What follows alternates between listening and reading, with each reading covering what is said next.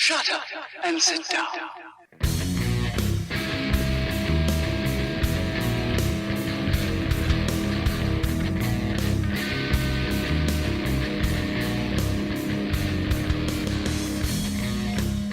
Hello and welcome to another episode of the Undercard Smarts Wrestling Podcast, talking all about the week of wrestling gone by. I'm your host Matthew Dale. Here with me once again is a good friend of mine, wrestling fanatic Bradley Smith. Hello. How are you, Bradley? I'm tired. It's the end of the uni year. You got to get all your stuff done. But nonetheless, we enjoyed a mediocre week of wrestling anyway. How are you? Yeah, I'm okay. I'm also very tired. But instead of saying a mediocre week of wrestling, I would say it's been a very poor week of wrestling. Just trying to stay positive. Yes, but I mean, despite the fact there has been a poor week of wrestling, I think we can make it a positive because we have our payback predictions. The Raw and Smackdown shows this week were both of the go-home shows before the Raw exclusive pay-per-view payback, and we sort of said either mediocre or poor. But what made this week, this overall wrestling week, mediocre for you? It's a good question. Very good question. I think it was just very repetitive to everything we've seen before. I don't think Raw quite understood what they were doing this week. They looked like they took a lot of U-turns into stories they were going to build on. Especially, one that stands up most is Finn Balor. He just kind of dropped right down the card, and it didn't make much sense. As well as, I mean, going by a lot of people's reactions, they weren't happy about the main event either, but I wasn't as bothered about that. And then Smackdown was just exactly the same show we saw last week, so there was nothing new there. And I know they haven't got Backlash for 4 weeks yet, but they do need to start bringing something new there. Well, I knew on the Smackdown in that case it would always be quite difficult to mix things up and to keep things fresh. Because of the fact that Backlash is so many weeks away, still like a month away, and we've had 3-4 weeks of this superstar shake-up thing really. But if we go to Raw, and we'll analyse Raw first, like we usually do, and some of that may have caused a bit of mixed opinions a couple weeks ago when Ambrose and Miz both came over to Raw and sort of possibly continuing this feud. They sort of started off Raw, but first it was Chris Jericho coming on with the highlight reel, which will probably be his last Monday Night Raw. Overall, I think me and you watched it together, and for those of you who didn't watch it, sort of Jericho came on. He was hyping up the crowd like he usually does, but Miz came on and said, Raw is not your show anymore. You're going to be gone. It's going to, ever since me and Maurice have come on, it's been my show, and it's sort of all stemmed, and it depends what way people perceive it. Did you like this? Did you like the the comedic element when Ambrose came on as well? Well, yeah. First of all, I like they give Jericho one final kind of goodbye before he goes. We don't know when he's going to come back, so it was nice just to let Jericho open and finish the show. I said to you at the time, I didn't like that it felt very improvised. There's a lot of silence between each wrestler and the crowd as well, and it we're looking at another show without Roman Reigns and without Brock, and the Miz really kind of came into his own this week. I was worried last week about how he's going to perform, but he's done really well this week. He was kind of on camera a lot, and he obviously main evented as well. So I like the fact Miz TV was on there as well. The one thing I didn't understand was when Dean Ambrose said it's not nice to steal other people's shows. I mean, he did that 6-9 months ago, whatever. So yeah, Dean was just a bit of a mess in there. Yeah, and I mean, during the rest of the show, there was a backstage segment, and Jericho said about how many thumbtacks he took out of his back. So they did sort of visit that feud last year. But in terms of what the Miz in that segment itself, I really liked him. I was worried when he actually came onto Raw to see how much time he was actually going to get, especially with Maurice as well. But they sort of obviously the Miz is the guy, and Maurice makes her contributions where she can, and she's been making good contributions just like she has on Smackdown. But I didn't like because sort of the idea of this segment he went from the highlight reel to Miss TV to Ambrose Asylum. I've never really liked Ambrose as a face with his sort of comedic elements to his character. A couple weeks ago, when he came onto Raw, he was like this proper, like the lunatic fringe, like we sort of saw before, but like really odd. Like, he said, thinking that The Miz was Cena and Nikki Bella and Maurice. And I didn't like that, and he sort of died down on that, thankfully. But I still don't like it. You said a couple weeks ago he needs a heel turn, but it doesn't seem like they're going that way. The one thing you can take from this segment was that there's a main event made from it, but there's no match at this point made for the IC title between Ambrose and Miz. No, I think they're going to keep that just building and building and building until Extreme Rules, and obviously Dean Ambrose is there, so there's going to be something crazy going on there. But yeah, it's just they're trying to make these main events with the people they have, because they don't have Brock, they don't have Roman Reigns, they don't have even Paul Heyman, because Brock's not there. So they trust that. It's nice that they're giving different people each week a main event spot, but they need to kind of settle in one space and let them be the top of the card. I mean, all the people involved, and then including Bray at the end as well, they're all definitely main event stars. It's just it felt a bit thrown together this week, that was all, apart from obviously the Miz and Dean's little feud going on.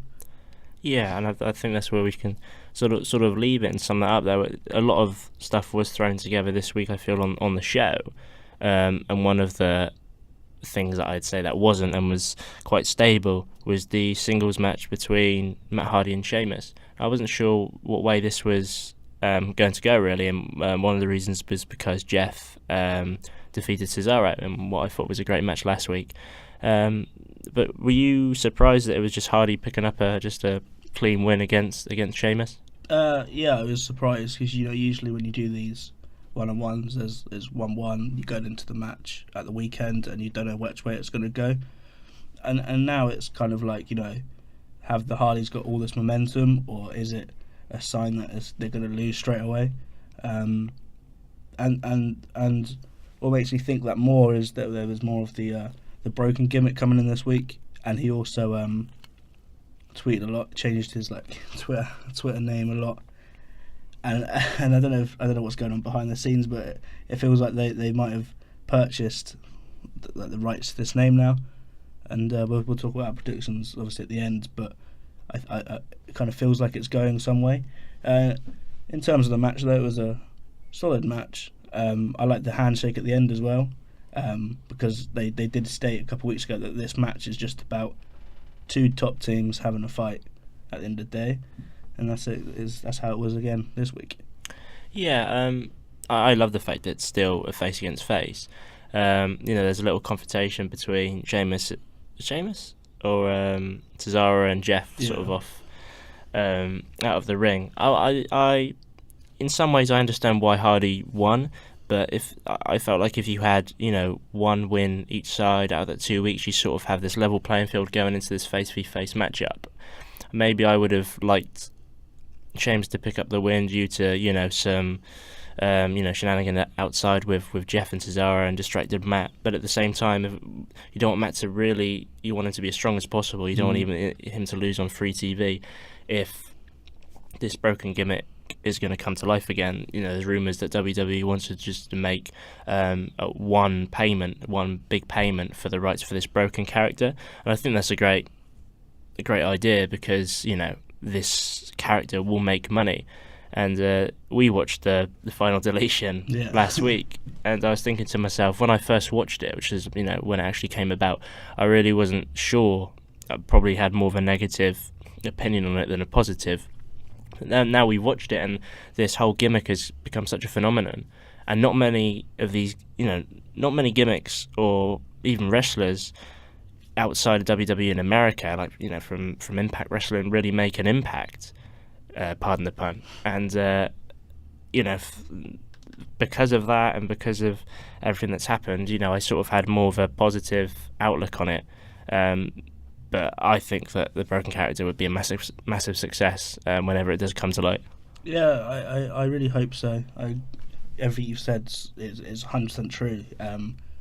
To impact the wrestling world like that when you're not in WWE or even New Japan, it is huge. And the one thing I don't want is, it sounds like this House of Horrors match is going to be like the Hardy compound in the final deletion, and I kind of hope it's not, because it's already been seen and done before, and it was entertaining, and it was new and fresh. So I hope Vince stays away from that, and the House of Horrors is new and fresh. And also I just hope that they don't ruin the character at all.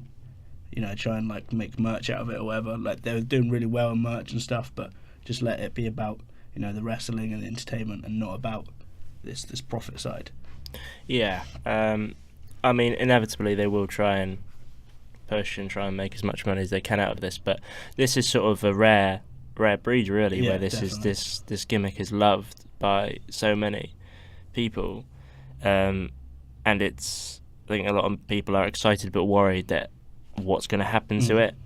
So it's quite fragile to many fans, but the hype is obviously going to be there.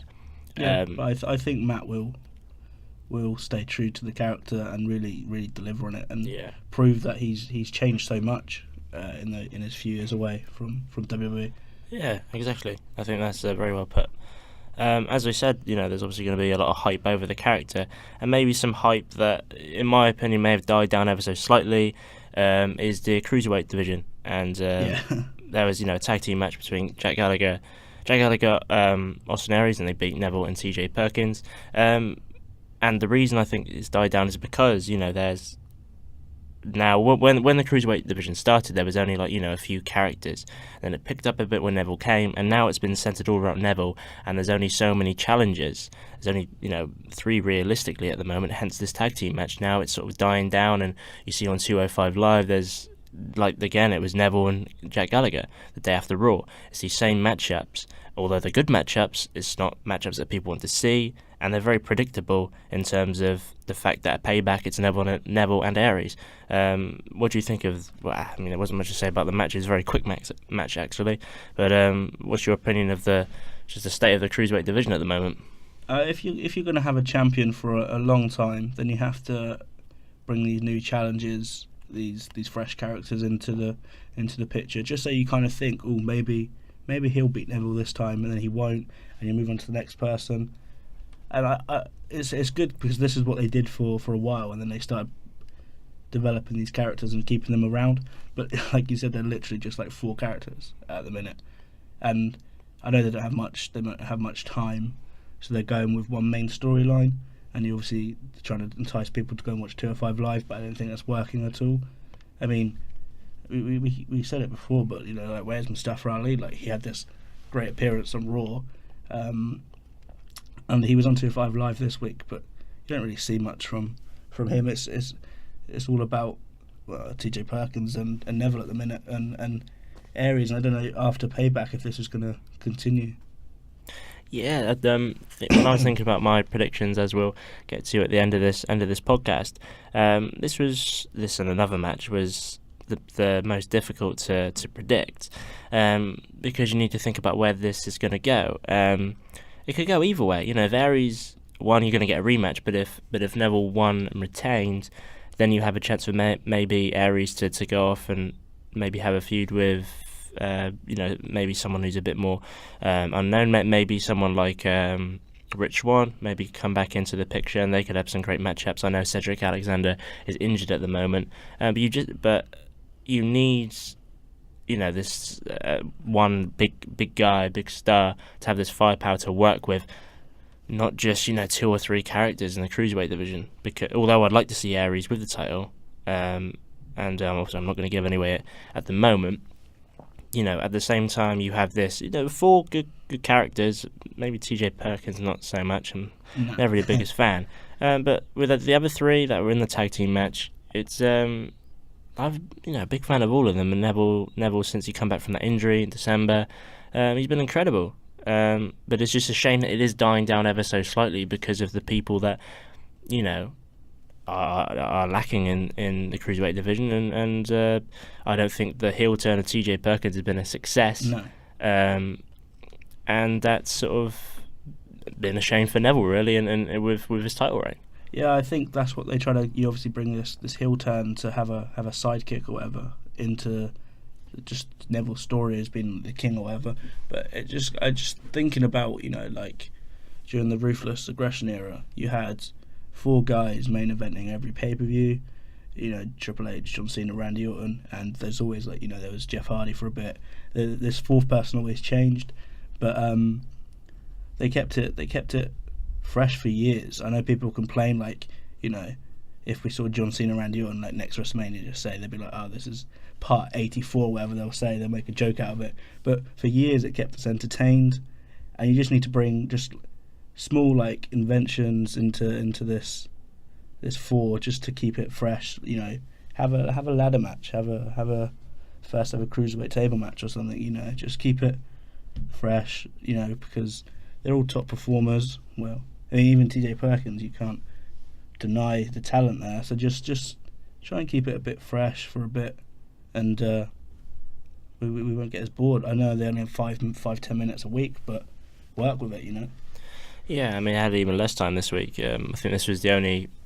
Most of the time you'll get 2 cruiserweight matches. I think this was just the one in the 3-hour show, I think. I mean, that just shows how much they're focusing on just this 4. Yeah, and maybe because of all this cruiserweight classic stuff, you know, it was just this standard all about the wrestling, the one-on-one matches. They don't want to dabble with any other stipulations, maybe. Yeah, it's kind of like, to make another comparison, you know, New Japan. There's not, obviously there's characters there, but it's just about wrestling, and they're trying to maybe repeat this in their cruiserweight division. But WWE's always been character building since, you know, like 80s of like Hulk Hogan or whatever. So just do what you're good at. Yeah.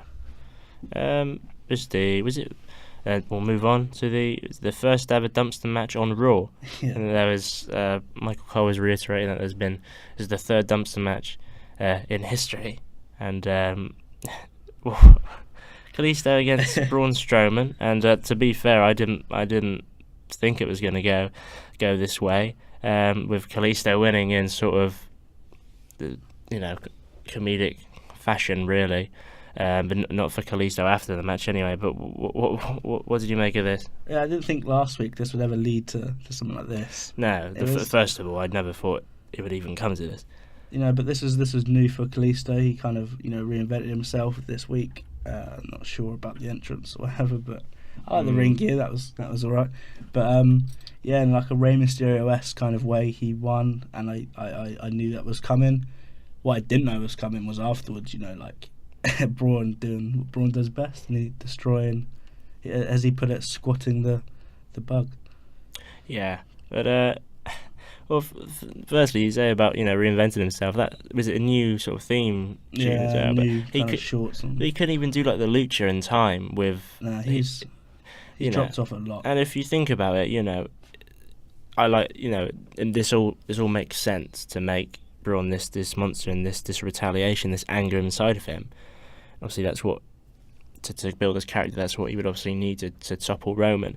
But at the end of the day, he's lost to a guy who's not known for his US title reign. He's known for saying lucha things. Yeah.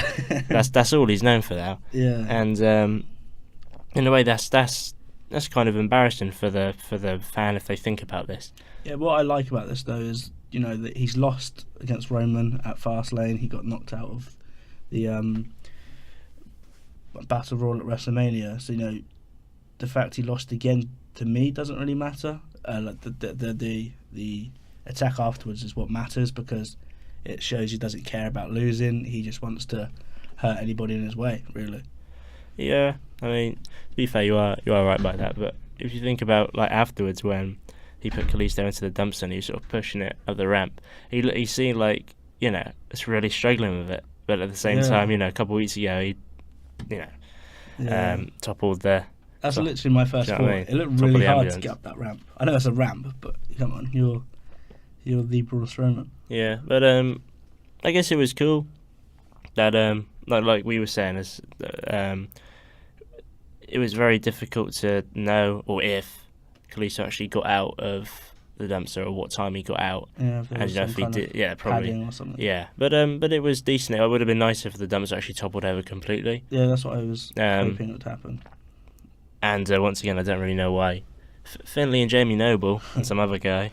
Jamie Noble's been doing it for years though, and now Finley's just everywhere. Yeah, that's another one that I thought would be quite difficult, and I was thinking, I won't give much away, but sort of finishes off if Strowman is to move on to maybe like Lesnar, in his first title match since Mania. How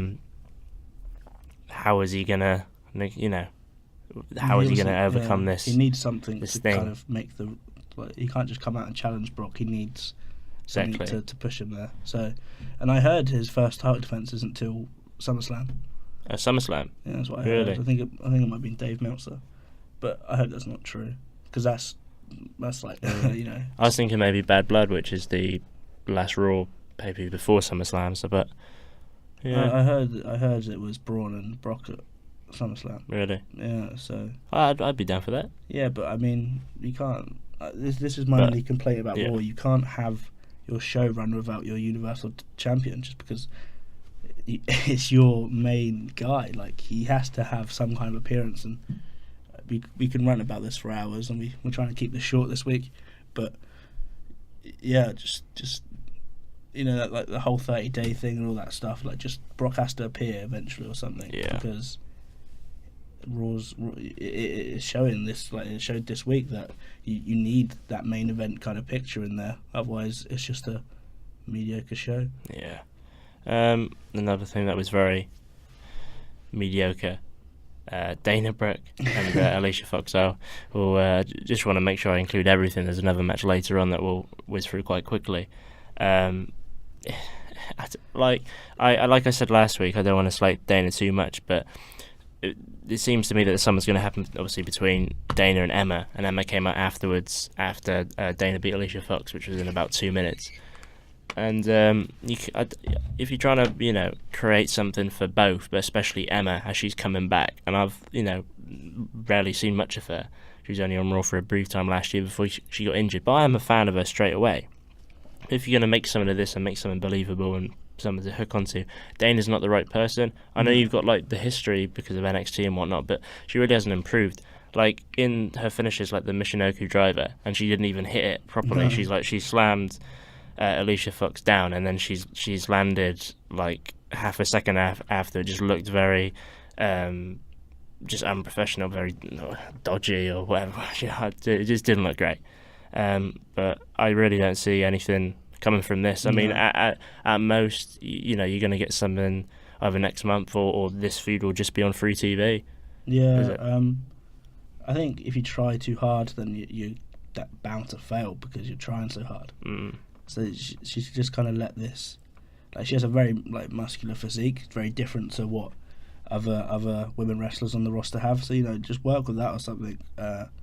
Because she was very poor this week, and I someone tweeted me about this, and I was like, he was like, what's the Raw's women division? Because I was mad about the Smackdowns, which we'll get to. But you've obviously got the main picture with Alexa and Sasha and Bayley. So you obviously need the side story as well, and obviously, sadly, that's where Emma's fallen to because of the superstar shake-up and whatever with Alexa. So you have to kind of have this second part to it, but I mean, Alicia Fox and Dana Brooke's not where I'd want to be working anyway. No, which is a shame, but I guess because the time that Emma has missed, yeah, this is sort of the main time for the women's revolution and what Charlotte and Sasha did, and they're sort of pushed on really, and it's sort of they're trying to maybe give Emma something very little that maybe she can grab onto and make it her own. We'll have to see.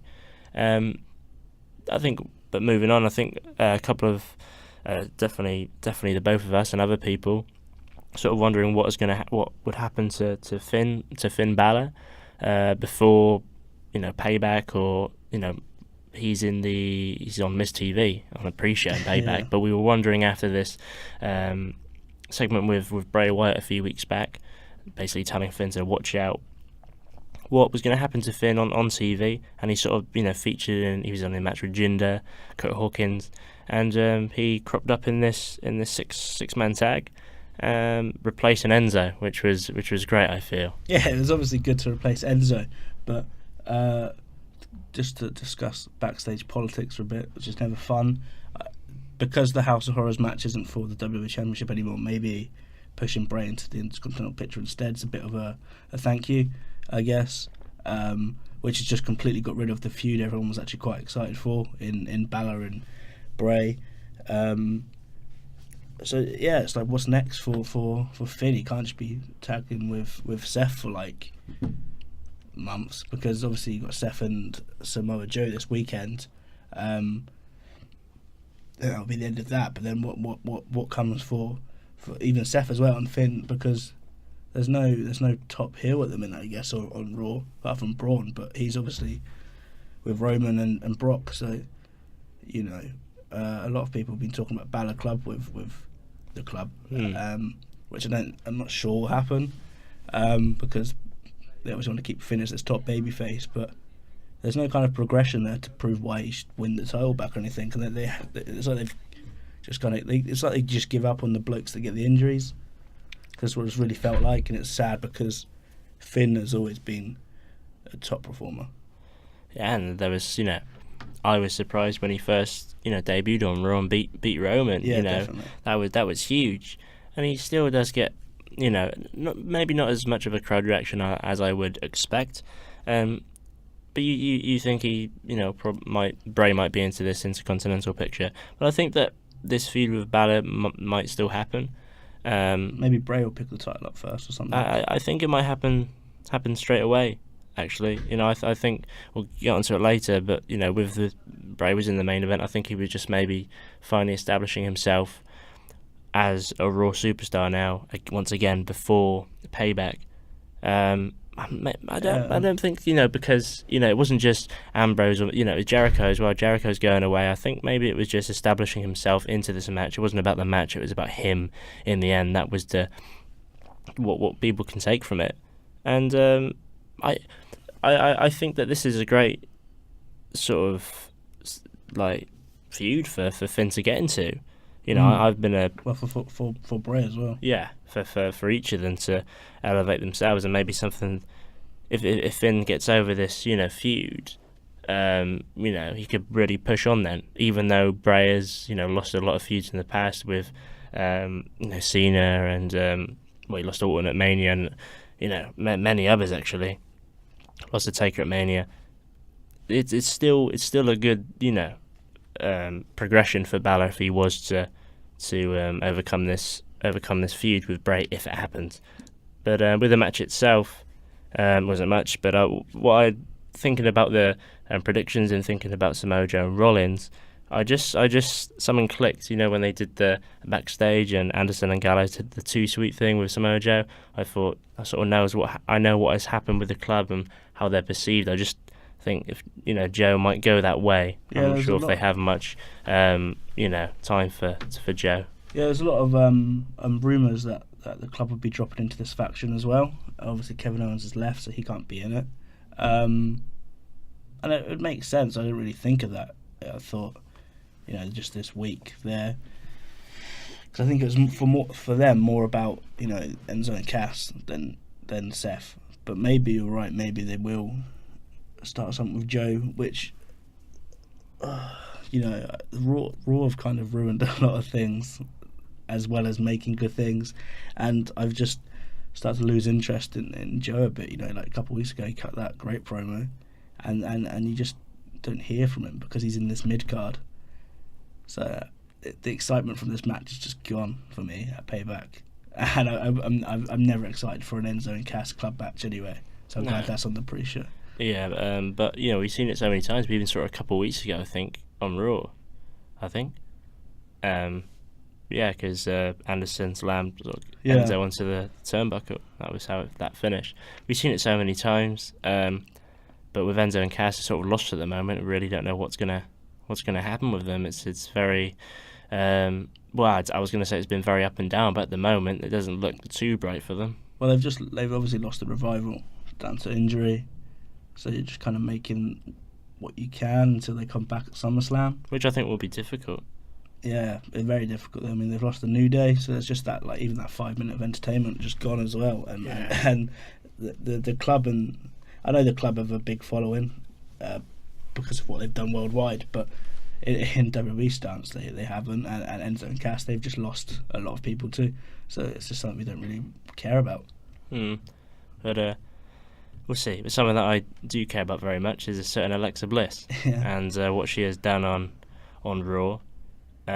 She's in a match with Sasha, but I think that's not what it was about. She cut a fantastic promo once again, and she's just great, isn't she? She's great on the mic. To me, she's better than Charlotte. You know, I not because I just think she's great at everything she does, but I've always kind of felt that has that little bit more potential than Charlotte, and I think she's really starting to show it on Raw. I think maybe Vince noticed this as well. That's why he's brought her onto the main show. And yeah, just it was a promo that could have only worked for her. If anyone else did that, it would be stupid. Like if Natalya cut it with her silly gimmick going on at the minute, it would be awful. But it was just so good because you have the nastiness of Alexa and the the angelic Bayley crossing paths, and it was great. I think it's very much in the tone of voice as well. It's not all about the words that come out, like you say. If Natalya said exactly the same thing as Alexa, have you ever kissed a boy? If she said that, it'd be just it'd leave a tingle. It's just everything that comes together. It's like Alexa just has that tone of voice, her facial expressions. It's just everything that comes together. And that was something that I just thought, it's so silly, but because she said it, it's just so great, and it works because she's identified something about Bayley's character. Really great. And the thing she said, I've always hated these Austin what chants. And she said, Alexa Bliss is the best say what. Yeah, I imagine she just made that herself because she can just work with anything, and like you can see that confidence just coming out of her as well. Yeah, she's really running the show. With Sasha, it was a match that I was probably more excited for in the whole show, compared to what was going on. And obviously they need Sasha into this. I think even just small things like the opening credits. Sasha's on it for so long. They obviously want to push her as the kind of woman of the show. But I mean, Alexa's stopping her because Alexa's just doing wonders, and it wouldn't surprise me if they change their mind and give Alexa the title now because she's doing so great. Apparently, Alexa and Sasha really don't like each other, like backstage as well. Like through NXT, there's been many interviews where either women have been asked who have been their influences and people that they can really talk to, and buddies from NXT, and neither of them said each other. Why just work with that then? That's what I think that they're doing. I don't care much for a Sasha heel turn. She was a great heel, but just let this happen for a bit first, and come back to Bayley and Sasha. It's really a shame that I think that I can't see Alexa winning, which is a shame. I would have liked, like you said, run with it. I would have liked Alexa and Sasha to actually have a feud and even a pay-per-view match, but it is quite difficult for women to have a non-title match on a pay-per-view that isn't the pre-show at the moment, so it would have been difficult. But if someone could have done it, it would have been these two. Yeah, maybe it's like last year they were just doing the first of everything. This be the first of that. But if you look into feuds where people generally hate each other, Matt Hardy and Edge comes to mind straight away. Exactly. And these men created such brilliant matches because they just wanted to outdo each other, and they put their differences aside, and they just wanted to go out there and show raw emotion. And why can't these two women do that? Because it would be something that this division needs, and I'd really be behind it. I just wouldn't want Alexa to pick up a clean loss against Bayley straight away. I think it will happen. But the momentum will just go like that, wouldn't it? I think so. But I mean, she's lost clean to Naomi and stuff, and she has that attitude to just brush it off because the person that she is on the mic, and she's, in my eyes anyway, she'll still be great. But it just is a bit of a shame that I think that, but understandable that Bayley needs a good opponent. I think a lot of champs need a good opponent opponent, the first pay-per-view post-Mania. Yeah, but she's so stale at the minute, and I mean, I've never liked the Bailey character. There's a time where I did kind of get into it, like the whole like Bailey buddies and all that silly stuff, and then like WrestleMania time, I was like, I just really hope she like loses this title and we can continue somewhere else. Yeah, I mean, it was probably Byron that helped with that, with all the on commentary of all. He's doing really good on SmackDown. Yeah, he is, isn't he? Like, I like, even on Raw, like, people got annoyed with this, making all these jokes and about, he would always just say the same thing about the New Day and Bailey, and he would feed off, Corey Graves. But on SmackDown, he's just a proper commentator, and it's really good, isn't it? Like Tom Phillips talks, I'm a fan of Tom Phillips, but then when Byron talks, it's like, wow, like this guy could literally he could be head commentator with Tom Phillips, and like just get rid of JBL because he's a horrible person. He really is. I'm not gonna go into it too much. No. But when the New Day are back on SmackDown, I mean, really Byron will probably. He was like. He said something about the Boudiers again, didn't he? Yeah, I'm really excited for the New Day's return as well. Yeah. Quick fire. I don't want to leave anything out. Apollo Crews defeating Kurt Hawkins. It's one of those matches that you'd expect to see though, like on a 3-hour show, and I don't know what to say because Apollo is just so like good at the ring, he's so athletic, and then you bring like Titus into it, and he's the worst person for him, really. Exactly, like even just Kurt like for a bit is more than bringing Titus into it. They've lost Apollo Crews completely, I think now. He really came to Raw to reinvent himself, and they've just lost him straight away. And I think he could have been an IC title guy. I think that would have been a great platform for him.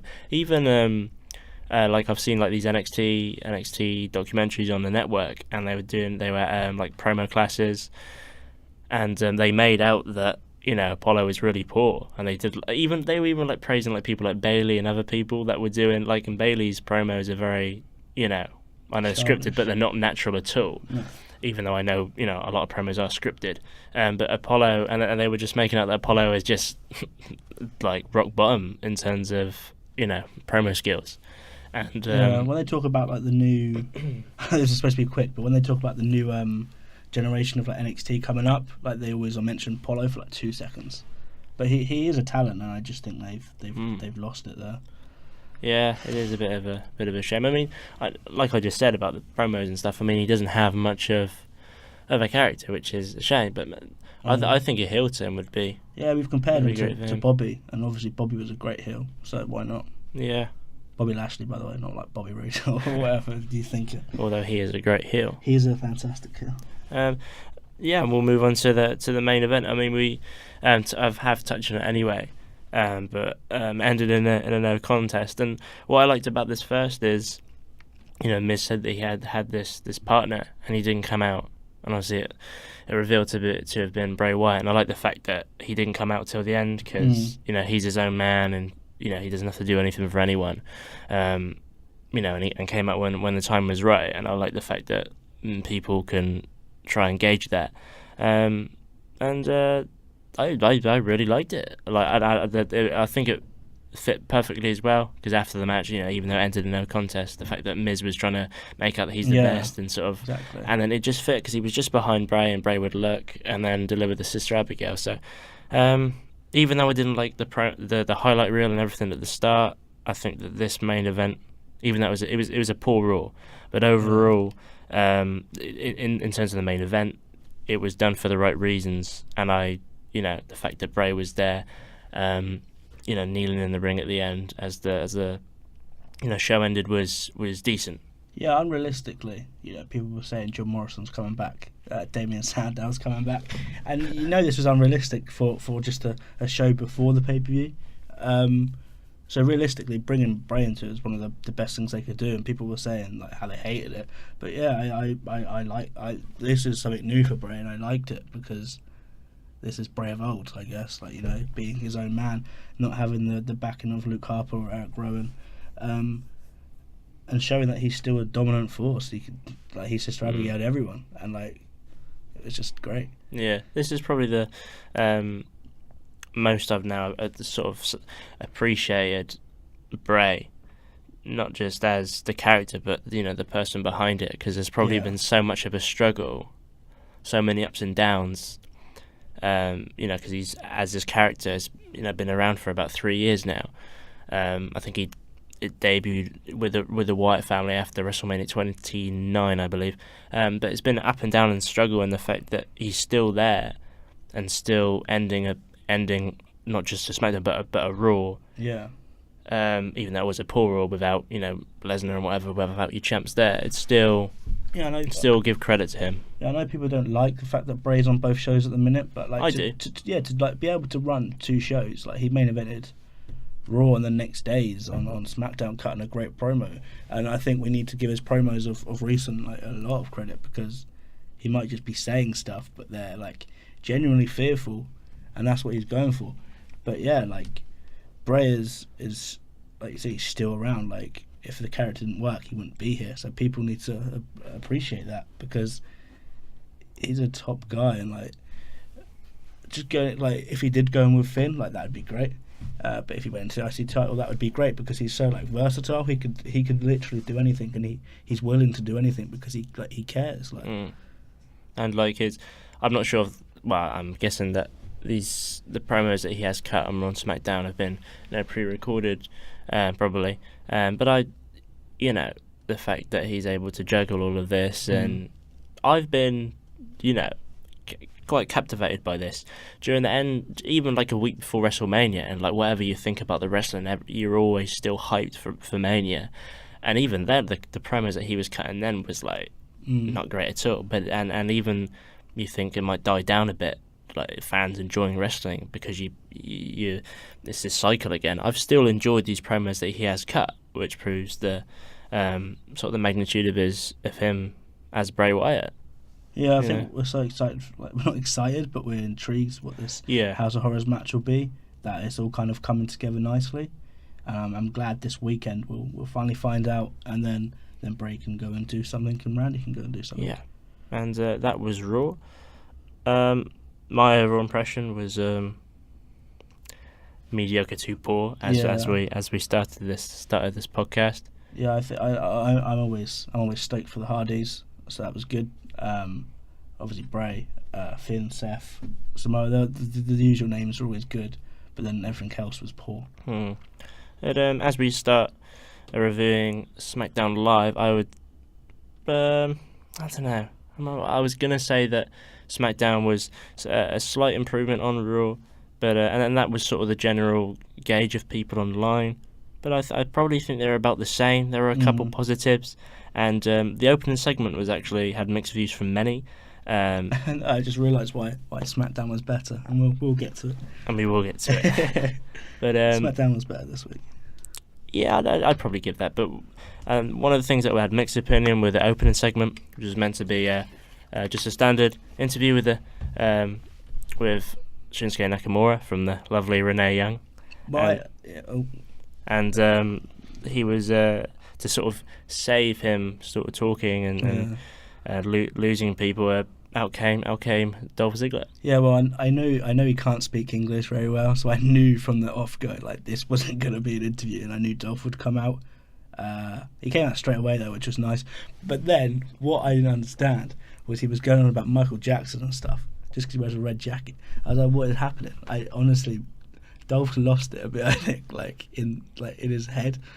And I don't think he knows what a great heel is anymore. But like, nah, well, there's a couple of things that I took from this, and like this thing with Michael Jackson, like Shinsuke said it before, and I've seen it in like interviews and whatever. He said it like, and sometimes like twice commentators have said on NXT he's like a combination of like Prince and Michael Jackson. It's like, okay, but people don't always remember that, and the fact that Ziggler says it, and ever since Ziggler's been a heel, you see, I know he's doing this on purpose because he's a heel, but it's just this sort of dire tone in his voice when he cuts. He sort of extends some of the words that he says and holds them for a while. It's like he says "I know," and like he says it for so long, especially when he was first recently a heel.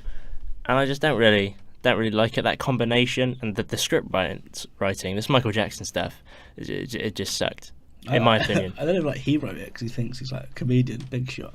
But yeah, it was. I didn't understand what he was meant to be doing to Shinsuke. Like, there was no intimidation there or whatever, which I did like because Shinsuke, he's known for this unique character full of charisma who's not intimidated by anything. And like, stepping aside from this quite bad promo, this is great for Dolph more than Shinsuke. I think like this is going to break the doors down for Shinsuke, and I think he's going to win the feud. But for Dolph, going from Kalisto to one of the best wrestlers in the world, and Shinsuke Nakamura, is great for both of them.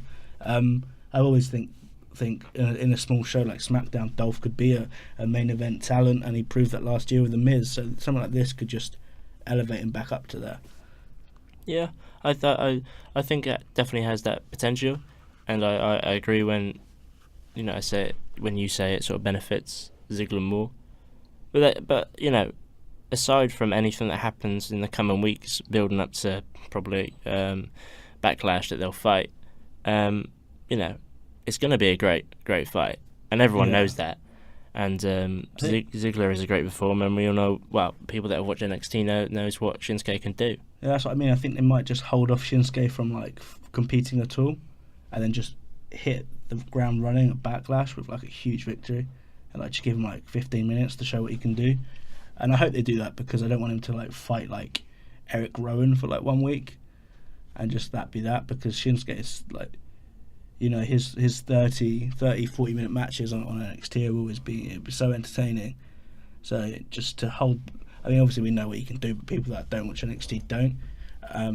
So yeah, if they just hold off and build, and then you get to Backlash and he just shocks everyone with how good he is, it would do wonders for him, because obviously we've all heard he's meant to be the next kind of John Cena character on SmackDown, just main event and everything.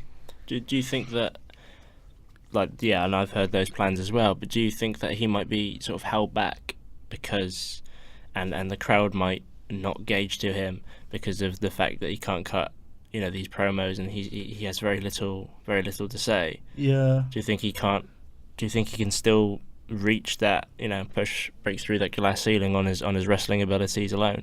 Yeah.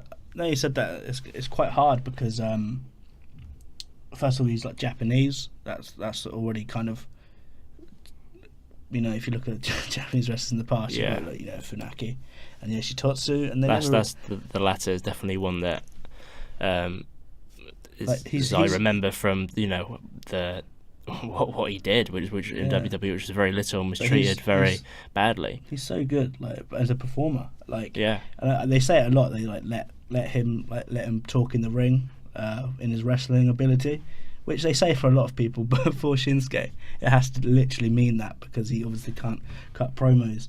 And for the wrestling fanatic, we're not going to be fazed by the fact he can't cut a promo, but obviously in WWE, where it's about being on the mic for like 10 minutes before your big match or whatever, it's important. But I think if they do it right, they could really build with him never cutting a promo and just winning and winning and winning. It'd be so, like, even save the promos for AJ, because then he'd just be shocked that he comes out and then cuts like a bad promo, like a badass promo.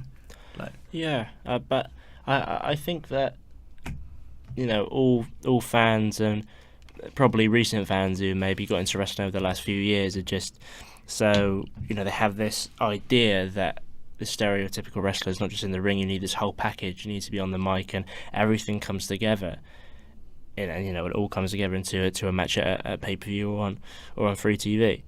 And I just hope that people don't think that Shinsuke has the full package, even though he does. Like, he can. I think he can go far just on his abilities in the ring alone. And I hope this gives something fresh, and to make a statement that you don't need to say much all the time, and your abilities can speak for themselves.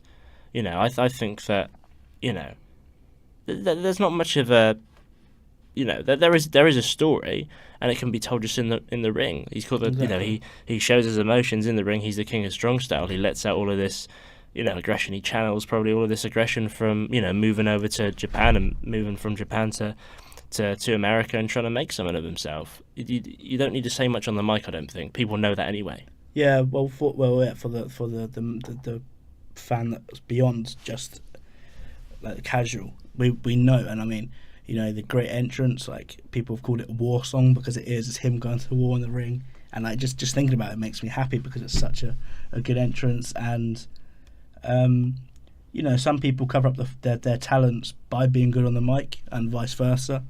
And yeah, I think this is a kind of a new era for hopefully a new era anyway for WWE, that you don't have to be able to be good on the mic for like, just thinking like, John Cena's WrestleMania match, he didn't actually wrestle. He did the 5-knuckle shuffle and the actual adjustment, but then like the promo the week before, like he cut such a good promo that he was excited for this match. And if you go back and watch it, he didn't fight. Like he just had his 2 moves.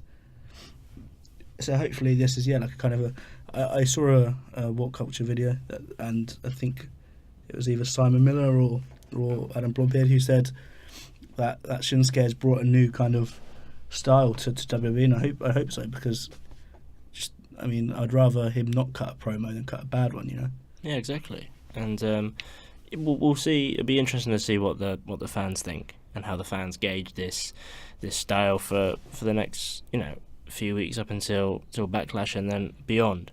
Anyway, we will move on to the face that runs the place, AJ, defeating Baron Corbin. They had a rematch from last week. It wasn't the longest match in the world. It was a decent enough match.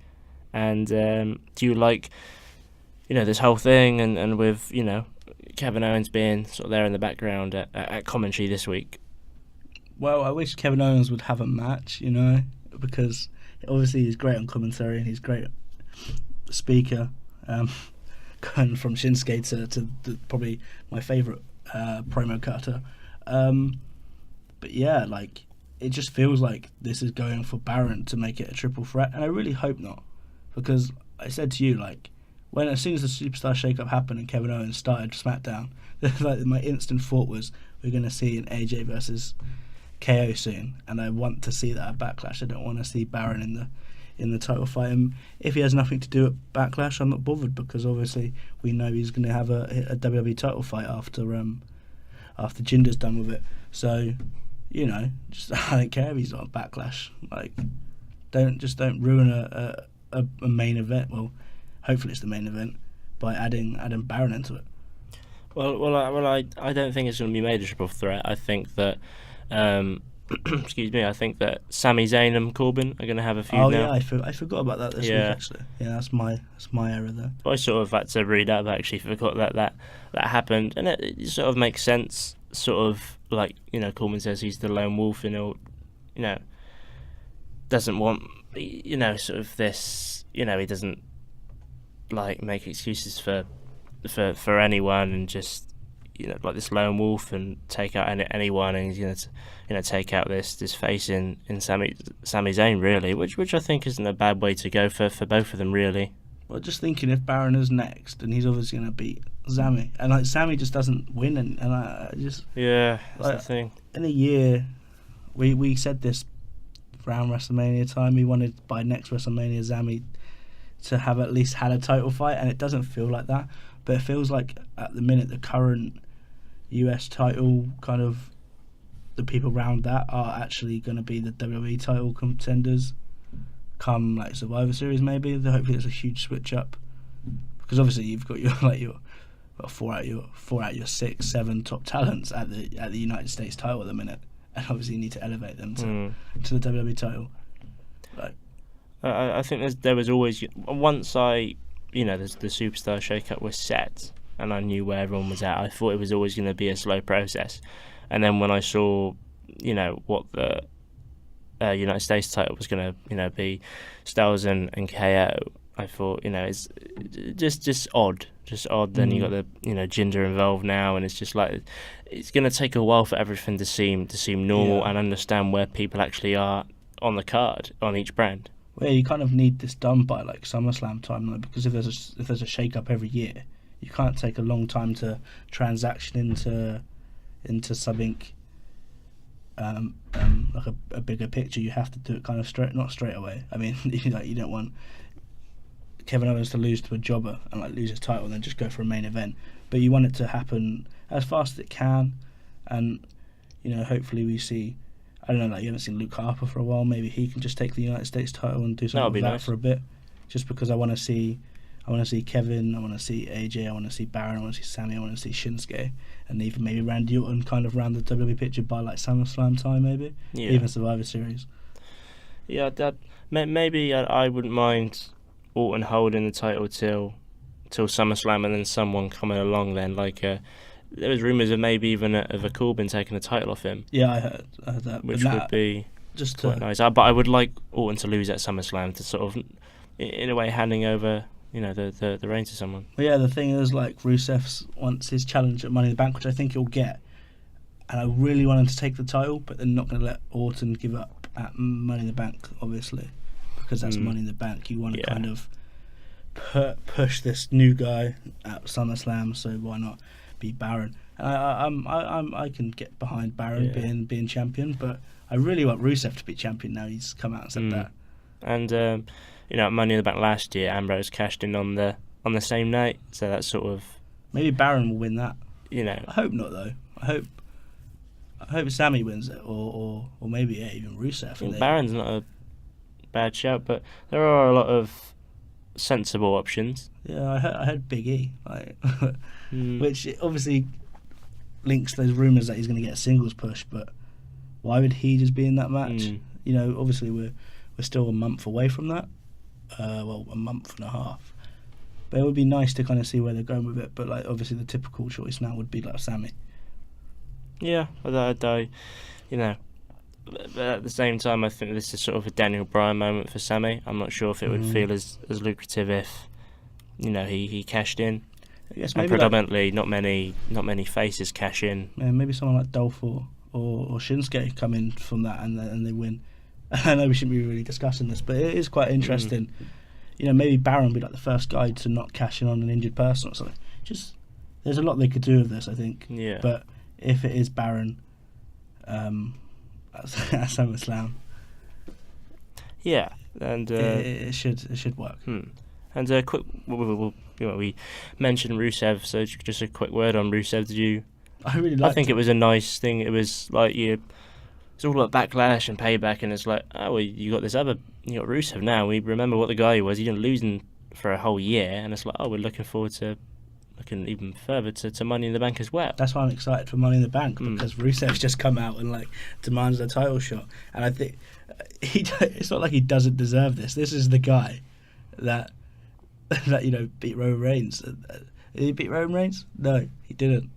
But he was in the picture with Roman Reigns. Yeah, for a while. And people were saying like this guy deserves a title shot at this point, even though he's United States champion at the time.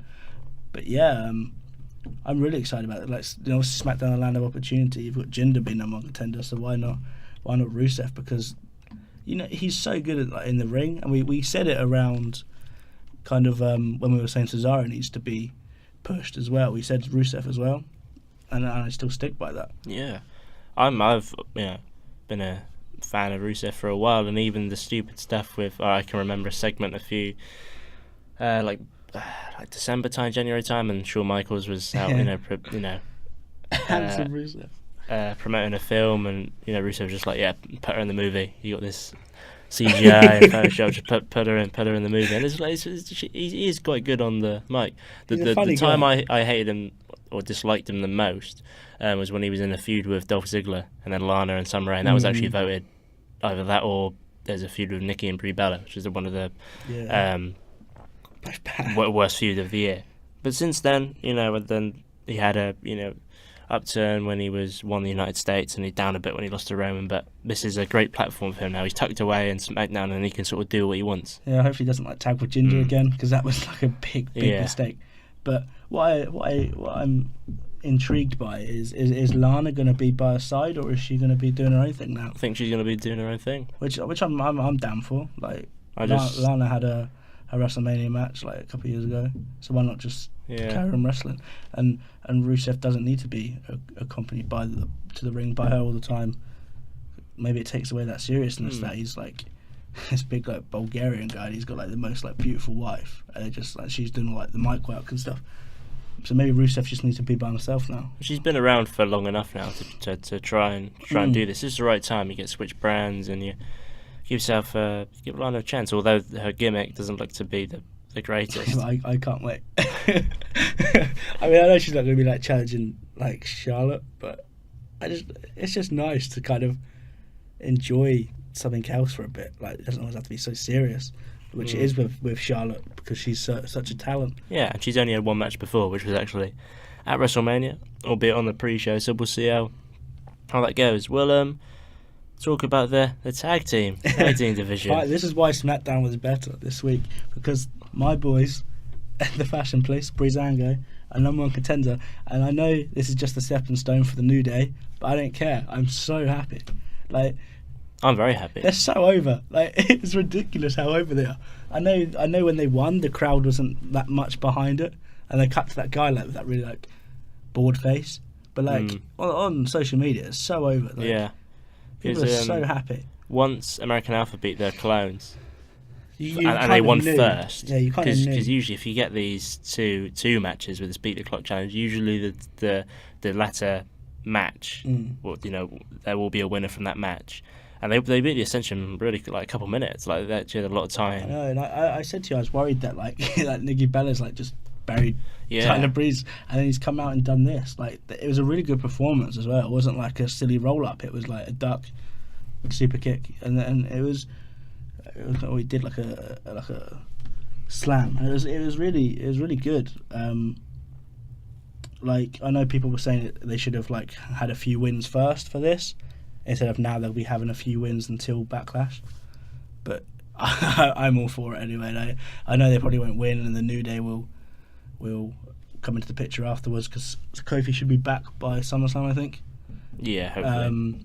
And obviously they'll take it from the Usos around then. But yeah, just work with like the Fashion Police for a bit, because there's something there. There's something there that people really like, and just work with it.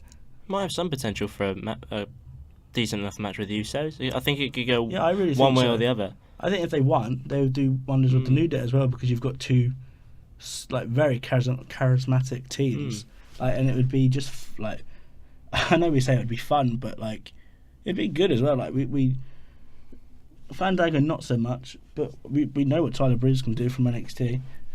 They're talented, Exactly. they're talented guys. Yeah. Like, and nothing should be taken away from the fact they dress up as policemen and give out fashion tickets. Like, it's just a good gimmick to me, and there's a lot of potential there, and they should work with it. Yeah, there's last week we had just we've reached the hour mark, so we'll try and whiz through the last couple of things, but we can't help but talk about a certain person that you weren't too happy with last week, Jinder. There's a no DQ match between Randy and Eric Rowan, which from last week was quite expected, and the match itself wasn't that bad. Right. But the thing from this was after the match, and Jinder came out and cut a promo and took a certain something from Randy. What did you make of this? He just played the race card again. Let's not get started on this. Otherwise it'll be like a 2-hour I've been episode. waiting for this. It'll be a 2-hour episode, so we can't do this. But don't play the race card, man. Just take the belt if you're going to do that. And the fact he's taking the belt and he's a person of colour has been taken the wrong way already. Just like, because he said that, just take the belt if you're going to take the belt. And obviously this is the reason why there's not going to be a title fight, the House of Horrors. It doesn't make any sense. Like, surely Vince could just call up Jinder and go, "Look, Jinder, give me the belt back." Like, it's. I don't want to talk about it. I don't want to talk about Jinder. That's a shame. that is a big shame. But and he said it wasn't the. I mean, yeah, you're playing the race card, but with what he said it himself and the way he hit the delivery, wasn't bad until he said he went world, and then you knew that he messed up, and he had to wait for a while to see it, and then he's just gone WWE Heavyweight Championship or something like that. Yeah, because at first I was like, this isn't like a bad promo. Like, I could work with this for 4 weeks, and then I know it's done. Like, just kind of making the most out of the bad. But then he just mentioned race, and no one, like we said last week, we don't not like him because he's Indian. We just don't like him. So like, just hopefully he does whatever he has to do for India and their market, and then that's that, and no more racism, because I know it's like current affairs and politics and whatnot, but I think Vince always likes that, to incorporate, Yeah, but it's SmackDown. Like on Raw, you expect it, like even with Rusev, but now just let it be about the wrestling. Like we started SmackDown with, let it be about the wrestling, not the promos or anything. I mean, it's not going to be a good match. I know that for a fact. Oh no, I don't. Not so. I hope it doesn't go very long. I hope it's like like a Brock Lesnar squash match. So it makes it even worse the fact that he's gone from, although he had quite a long match on at Fastlane, I believe. So he had a couple quick matches. One of them against Finn, one of them against I think Roman as well. And then you go from that very, like a jobber in a way to then #1 contender is odd. Well, if it is because of the which it probably global is. market, then I'm sure we can work that for a bit. But there's no way he deserves like a push or anything. No. And people saying that on social media, they're just trying to be clever. Yeah. They're the kind of people that go, yeah, I loved him since he's in 3MB. No one loved 3MB. And we will move on to the main event. Which this is the rant for the week. This is the rant. Well, before the rant, I watched this match sort of. I was very tired, but I knew that this match had potential, so I made sure that I analysed the match in its full depth, and I was very impressed with the match, actually. It was better than the match last week, I think, even though it may have been slightly shorter.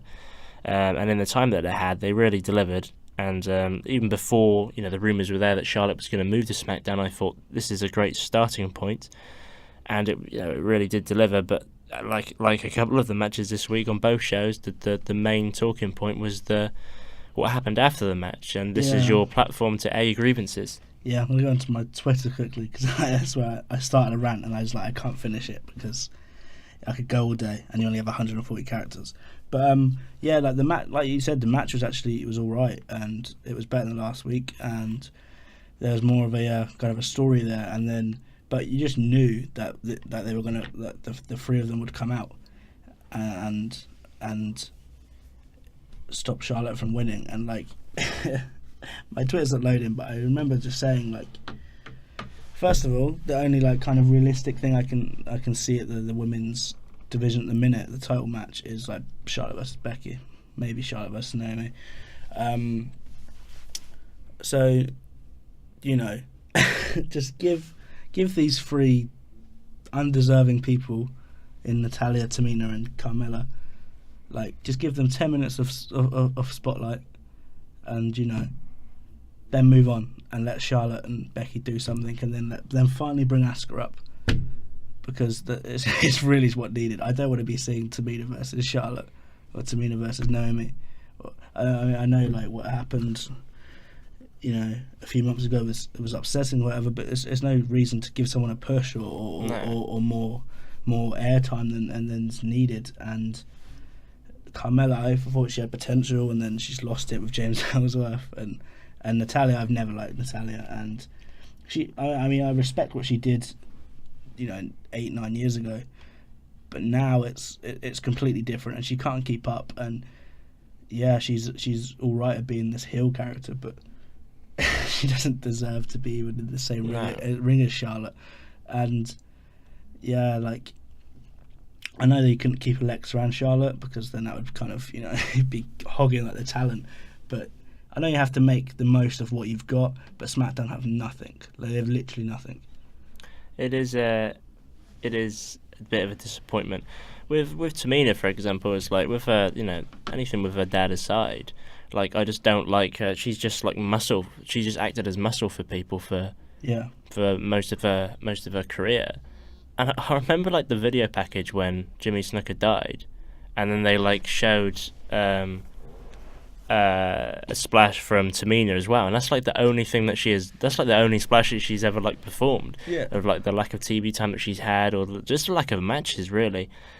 I can remember her being muscle for AJ and Layla, and now probably sort of in a way for Carmella really, and Natalya, even though Natalya can sort of stick up for herself. And it just the fact that the camera panned to those three and Ellsworth at the end, it was just left such a bitter taste in my mouth, really. Also because I wasn't really, the fact that they came in and attacked and the match finished as a no contest as a result. This might mean a Charlotte face turn. Yeah, and that's the one thing I really, really don't want to see. Like, I honestly... why would you do that? Why would you turn Charlotte face? I don't understand SmackDown's women's division. What I tweeted was it's utterly broken, and even Charlotte couldn't fix it, and I stick by that. You need Asuka very fast. Even like bring Ember Moon up, bring someone up. You can't be having Tamina in the title picture, and you can't be having her finishing a show. Definitely, like I know it's the land of opportunity, and we've seen Jinder and the Fashion Police get their little push, and I know people are saying why not these three, because they're awful. Like, at least Jinder has Vince's ideal body, and the Fashion Police have a character. Natalia's like boring, and Carmella's with James Ellsworth, which is such a poor. Like, at first it was funny, but I mean I hate James Ellsworth now. That's what I was going to say. Ellsworth has been absolute. I'll be honest, absolute poison for Carmella, because Carmella actually had some potential. She was in a feud with Nikki Bella, and despite she'd come back from injury, she was the longest reigning Divas champion. That was a great platform for Carmella, who'd just come up from NXT, and was affiliated with Enzo and Cass beforehand, and that was decent. And then you come from that, and the first time that Ellsworth came out of that program was Styles and Ambrose, and I thought, why are these two being put together, Carmella and Ellsworth? And now she's not really seeing any force at all. Natalya is annoying to many people. That's not great an analogy of her, but I think it sums it up. She's just annoying to a lot of people. And Tamina's Tamina. We know what to expect, and there's no potential. There will never be any progression with her. And the fact that those three finished SmackDown, and the fact that since the brand split, there's been so much positive reviews of SmackDown. It's like this, for me, that ending was terrible. Yeah, I think it was nice that they had a main event between two women, and then I really enjoyed the match itself. Exactly. Natalia's all about total divas and whatnot now, so just like she can go away and she can see out her contract and she can do whatever. And Carmella, she had at first it was like this comedic element of Beauty and the Beast or whatever, and now he's just ruined any kind of momentum she will ever get now. And Tamina's always been kind of the one from that period 7, 8 years ago that never kind of made it. And they're to kind of finish, they're attacking Charlotte for being talented. It's just bullying. Yeah, it's a silly story. Like they've done really bad recently with their stories, and they continue to be bad. Like, I know I'm not a fan of Becky, but I'd rather see her and Charlotte feud for 3-4 months than ever see a childish storyline like this take place. Yeah, and it was a bit childish, and that's a great way to sum that bit up and to finish SmackDown for that week. Although, I think you touched on it anyway, but would you agree that SmackDown was probably ever so slightly better than Raw?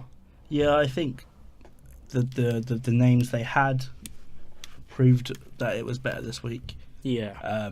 Obviously AJ Styles, again, just being AJ Styles, Shinsuke, and Dolph. It's kind of building nicely for Backlash, and I hope this bullying of the women's division finishes very abruptly at Backlash, and that's that, because it's the only kind of downfall this week. And Jinder, but even that shot of Jinder holding the WWE Championship outside the top of the limo was quite cool. But everything else was good, and I'm excited for my boys, the Fashion Police, especially. On that we will move on to our Payback predictions. Do we want to go with your order, or you can go with your order? Obviously, there's only one pre-show.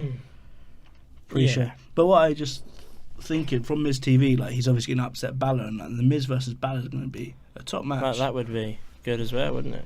Well, we'll start with the pre-show first of all. I'd never say we will touch on the pre-show, but I would say that appreciate it doesn't count. Nah. But I will give my prediction nonetheless, Okay. and I'm going to go with Enzo and Cass. I'm going to go with the club. If they're going to even tag with Samoa Joe for a bit, or be Triple H's sidemen, or whatever's going to come from this, they need a victory. I know Enzo and Cass need a victory, but we're looking at like two broken tag teams. So either way, you can say they need a victory. Yeah, I'd say Enzo and Cass just maybe because sort of what happened on Raw, and it's like Enzo was out of the match, sort of get their own back ever so slightly. I'm not sure where they're going to go with Gallows and Anderson, so it's not really a shot in the dark, but it's something, and that's my prediction. I think I'd just rather see the club win, so that's why. Yeah. But again, it's the pre-show, and I'm not very interested. That's fair enough. Seeing Renee is always nice, and Miz TV is always good, but yeah, this one match isn't enticing at all. I'll go through an order, which I'll just do it off the cuff. Really, we'll start with the tag team match for the Raw Tag Team Championships. I'm going with the Hardy Boys. Yeah, despite what I said about the kind of break happening, I think the Hardys too. You can't lose it. They can't lose it straight away, and you kind of need to build this broken character just a bit by bit. I know they said that the fact he won the tag titles fixed him, so obviously when they eventually lose it, the character will come out. But you need more of a little story for him to become broken, and eventually make Jeff his own brand again as well.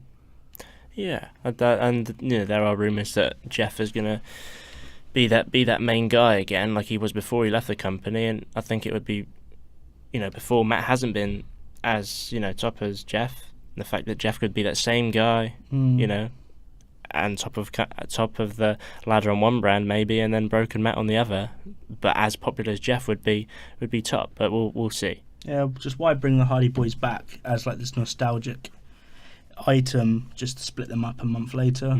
So we'll probably. This is probably one of the matches I'm more looking forward to on the card, especially. Yeah, and you don't see many face v face matches. Next match we'll go with, which I'm not sure how far up the card we'll go, but we'll go with anyway. Probably, in my opinion, the hardest one to choose. Seth Rollins against Samoa Joe. Definitely. Who do you have on this one? I'm going to go with Seth Rollins, and I don't know why, because they haven't really referred to Samoa Joe as the Destroyer of late, so maybe it's kind of a given that he might lose. But if they want to keep it's really hard to tell, but it's just kind of that instinct to keep the Kingslayer going, and the ultimate face, just let him pick up a victory against the guy that injured him. This was so difficult for me. Yeah. And I will also be going with Rollins. Although I do think we'll be in different with a couple maybe today. Like WrestleMania, we're basically the same on everyone. But Rollins, it's difficult because Joe hasn't lost a singles match yet, I don't think. And Smackdown, Rollins is coming off this huge win against Triple H, which I know Triple H has lost so many matches at Mania, but he's also won so many. And the fact if you beat Triple H at Mania, it's huge. I think that it's either going to be a no contest or Rollins. I think I'm going to go with Rollins, and I think that he's going to pick up just a cheap roll-up 3 count maybe. Maybe, yeah. I think Joe's going to try and choke him out or something, just keeping that character going. But I don't think it's going to be successful for the first time since his debut on Raw. And we will move on. Let's go with the Cruiserweight match. This is another really difficult one. Yeah. And I've had much deliberation on this one. And I've gone with Austin Aries. Cool. I've gone with Neville, just because I don't think it would make sense for Aries to win, I know. But you can't just give the belt up yet from Neville. You just can't take it yet. Let him have a year reign or something. Well, I've gone with this one because sometimes, at Mania you would let someone retain because of the work that they have done. Neville has done some tremendous work. And thinking about it now, back before, I should have gone with Neville at the Mania predictions. And, they gave him that rub because of the work that he's done. And because of the fact that the cruiserweight, you only have these 4 people, you need to make new characters, new stars. Aries runs with it. Could have another match with Neville, then a new opponent can come along maybe. I guess because it's on the main show as well, it makes sense. Yeah. And I kind of regret saying Neville, but I think I've gone with my heart there in my head. Yeah, go over your heart. We'll move on to the women's match for the Raw Women's Championship. Obviously, Bayley and Alexa Bliss, one of the easier ones with this. Who have you gone with? Sadly, Bayley. I totally agree. I would love Alexa to win. I hope they've changed their minds on this, because just seeing the gold background her waist already would be to me probably the highlight of this show. So. Yeah. I mean, the fact, and then you get that first woman to have both, exactly. to have won both. It really proves Smackdown Championships. What talent she is. Yeah. She would have beaten Charlotte as well, which would be nice. But obviously we know the plans of the Sasha heel turn. Like, they keep building on it week by week, and it'd be weird. Yeah, now they've made it pretty much obvious. Yeah, exactly. To stop it now would make sense. Yeah. So Bayley obviously has to retain for that to happen. Yeah. This will probably be another quickfire one, really. Let's go for the United States Championship. Yeah, Kevin Owens. Yeah, Owens and Jericho, but I'm also going with Owens. It makes sense, doesn't it? Obvious reasons, yeah. Which, it'd be nice to send Jericho out on a top match, because their Mania match was probably the best. I thoroughly enjoyed it. Yeah, it was top 2 definitely. So. Yeah, that's probably the easiest one. I think the main event's going to be Braun, I think. Yeah, but we'll go with the House of Horrors match. Yeah. I don't think even the WWE knew till late what this match is sort of going to be. I think it might be a bit of pre-recorded stuff in the house itself, and then they're going to move to the ring or something. But who do you have on this one? Bray Wyatt. I also have Bray. Yeah, just to kind of, make up for that WrestleMania loss. Obviously, it's not for the title now, which means you can have Bray win, then go to Raw with momentum. Yeah, I think the fact that it's not for the title makes it easier for Bray to win. Bray comes over, and then if Finn was to they have that feud, makes it ever more important. And Randy can still have a decent. I really hope Randy doesn't win. And Randy can still make that match for Jinder sort of, because he doesn't lose much. He doesn't lose much, but it just wouldn't make sense, and it would really bug me if he won. Yeah, but I'm very confident Bray will. Well, sometimes people's niche, like their match, like they usually lose. Like, Mick Foley with Hell in a Cell, like he would lose most of the time, and like Undertaker has lost buried alive match. Do you know what I mean? Yeah, but I'm still going with Bray. Ambrose won as a silent match last year. So. And what I think will be the main event. This is hard. Roman Reigns against Braun Strowman. I'm still not 100% sure, but I'll give you mine first. I'm going with Strowman. I would go with Strowman too, but I'm not sure how it's going to happen. Well, no, it might.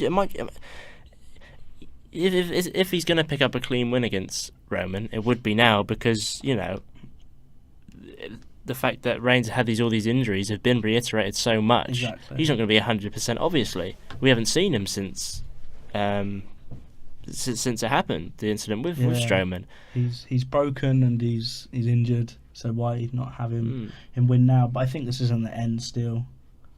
I think it's going to be like a best of 3 kind of thing. So yeah, give Strowman the win now. I mean, no one's going to be upset. Like no one, like the backstage men at WWE should be upset that Braun's going to get a win, because I know Strowman, Roman's your face of the company, but he has to lose eventually. Exactly. So and Braun has so much momentum at the minute. He's so dominant. He's so destructive. He broke the ring last week, so just let him win. He's been on such a great run, despite the stuff with Kalisto. He still looked great afterwards, Exactly. And if it's the right time, I think. If it's going to happen, it's going to happen now. Yeah, maybe if he is going to be in the SummerSlam picture anyway, he has to win, in my opinion. Even though there's still a pay-per-view between that and SummerSlam. And that was our predictions. Are you looking forward to Payback? It's quite a stacked card. I think you've won, actually, because we was only different on that Neville match, and I think was that all we were different on? I think so, and I think Aries is going to take that now. But I hope not. I enjoy Neville and the pre-show, but that don't count. Yeah, but I enjoy Neville a lot. But I mean, apart from that, it's going to be a fantastic show. Like it's one of the best looking cards since Fastlane, but then we knew how that went. I mean, since Fastlane it was only Mania anyway, but you know what I mean. It does look really good on paper anyway. And on that note, that is the end of the episode. It's been a very, very long one this week. We were sort of planning on it being one of the shortest ones because of the week of wrestling that we had, but there has been a lot to cover. Payback is a stacked card. But that is the end of episode 10, I believe, of the Undercards Marks Wrestling Podcast. We've hit the double figures. Thanks very much for being here once again, Brad. Do you want to plug your Twitter? Yeah, follow me at TUS Bradley. I just rant a lot and support the fashion, please. Follow me at Smackdown97 and follow the Undercards Marks Wrestling Twitter at TUS Wrestling. So thank you very much for anyone listening to us, and we will catch you later.